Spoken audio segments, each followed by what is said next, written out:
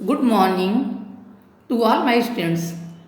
आज हम आपको हिंदी व्याकरण क्लास फोर्थ चैप्टर 6 संज्ञा के बारे में बताएंगे। पहले हम आपको यह बताएंगे कि संज्ञा क्या है।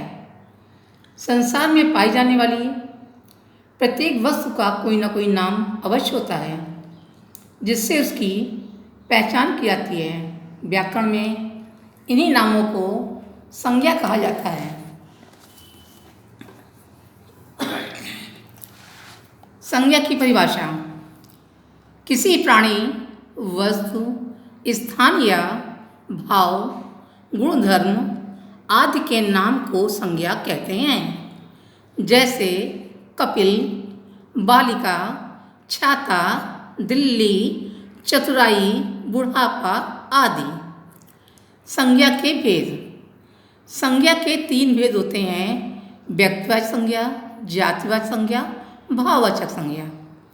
पहला, व्यक्तिवाचक संज्ञा। जिस शब्द से किसी विशेष व्यक्ति, वस्तु या स्थान के नाम का बोध होता है उसे व्यक्तिवाचक संज्ञा कहते हैं। जैसे व्यक्ति का नाम पारस, सचिन, मंजुला, अंकिता आदि। वस्तु का नाम रामचरितमानस, ब्रुक बॉन्ड, चाय, मारुति कार आदि। स्थान का नाम ताजमहल, लाल किला, मेरठ नगर, गीता भवन आदि। दूसरा, जातिवाचक संज्ञा। जिस शब्द से किसी जाति के सभी प्राणियों या पदार्थों का बोध होता है उसे जातिवाचक संज्ञा कहते हैं। जैसे पशु से हाथी, कुत्ता, घोड़ा आदि सभी पशु जातियों का बोध होता है। नदी से गंगा, यमुना, कावेरी आदि सभी नदियों का बोध होता है। लड़का से नीरज, पंकज, मनोज आदि सभी लड़कों का बोध होता है। पर्वत से हिमालय, विंध्याचल, नीलगिरी आदि सभी पर्वतों का बोध होता है। अतः पशु, नदी, लड़का, पर्वत जातिवाचक संज्ञाएं हैं। कुछ विद्वान अंग्रेजी के प्रभाव के कारण संज्ञा के 2 भेद और मानते हैं। पहला, समूहवाचक संज्ञा। दूसरा, द्रव्यवाचक संज्ञा। पहला, समूहवाचक संज्ञा।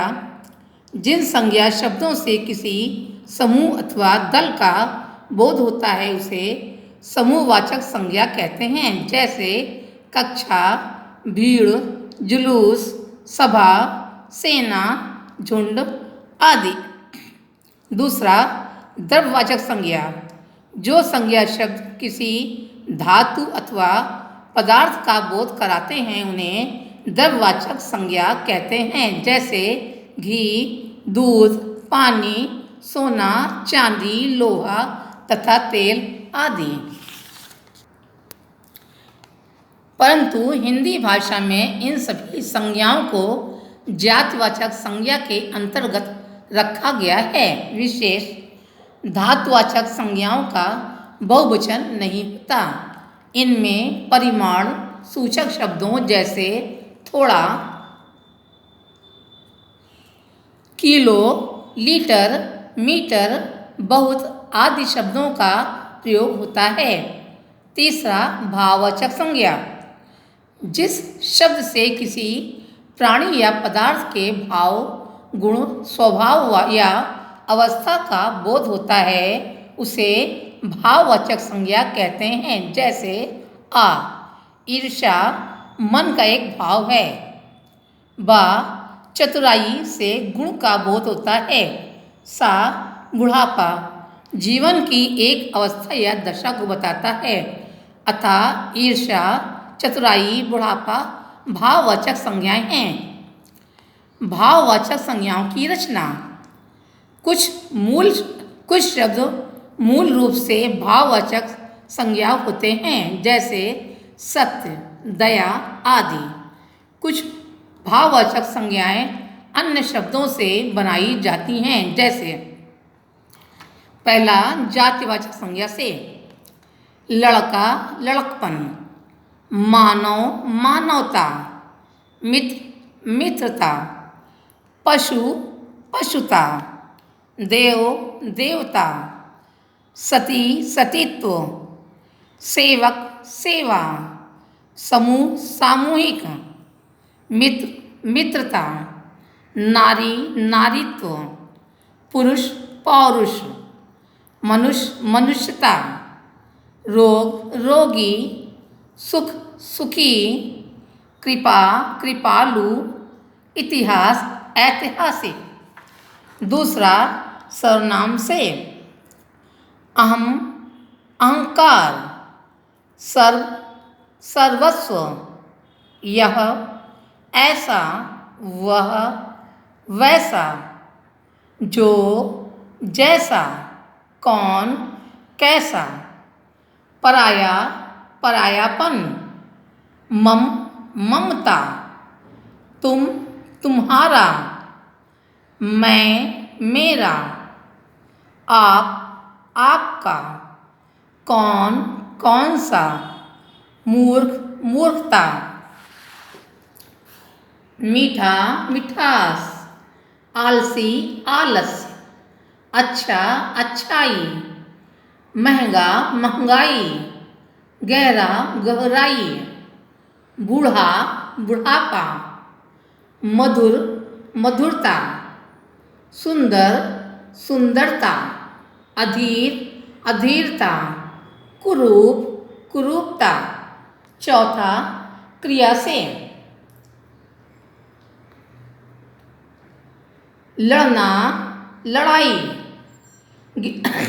गिराना गिरावट, पीसना पिसाई, रोना रुलाई, थकना थकावट, खेलना खेल, चढ़ना चढ़ाई, उड़ना उड़ान, मुस्कुराना मुस्कान, बहना बहाव, दौड़ना दौड़, हारना हार। क्रिया विशेषण से, दूर से दूरी, शीघ्र से शीघ्रता। आइए अब हम अभ्यास कार्य करते हैं। निम्नलिखित में खाली स्थान भरिए।